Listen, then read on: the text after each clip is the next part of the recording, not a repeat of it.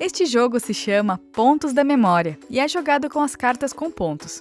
O objetivo do jogo é combinar duas cartas com o mesmo número, lembrando onde os números diferentes estão escondidos. Jogar o jogo da memória com as cartas com pontos ajuda a exercitar as habilidades de memória das crianças, e elas adquirem muita prática no reconhecimento de quantidades e numerais escritos.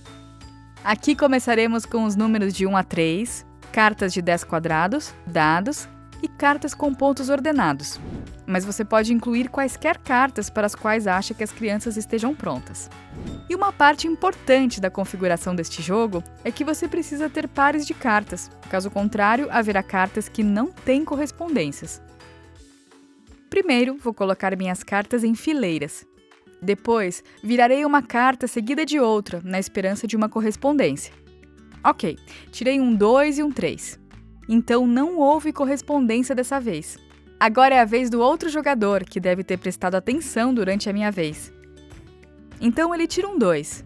E se ele se lembrar onde meu 2 estava, ele vira a carta e terá uma correspondência. E você pode jogar de modo que, depois que conseguir uma correspondência, o jogador pode jogar de novo. Ou você sempre pode alternar as jogadas, quer um jogador ganhe uma rodada ou não. O jogo termina quando todas as cartas forem combinadas. E você pode contar o número de cartas ou o número de partidas que cada jogador conseguiu para ver quem ganhou. Neste jogo, as crianças estão desenvolvendo uma importante habilidade da função executiva chamada memória operacional. A memória operacional nos ajuda a guardar informações como números ou cores em nossas mentes enquanto trabalhamos em uma tarefa.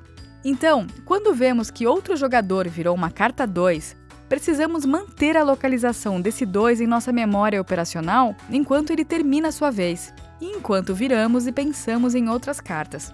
Jogar pontos da memória também ajuda as crianças a aprender os fundamentos do ato de jogar jogos, como se revezar e compartilhar materiais. E claro, eles estão adquirindo muita prática contando quantidades e reconhecendo números.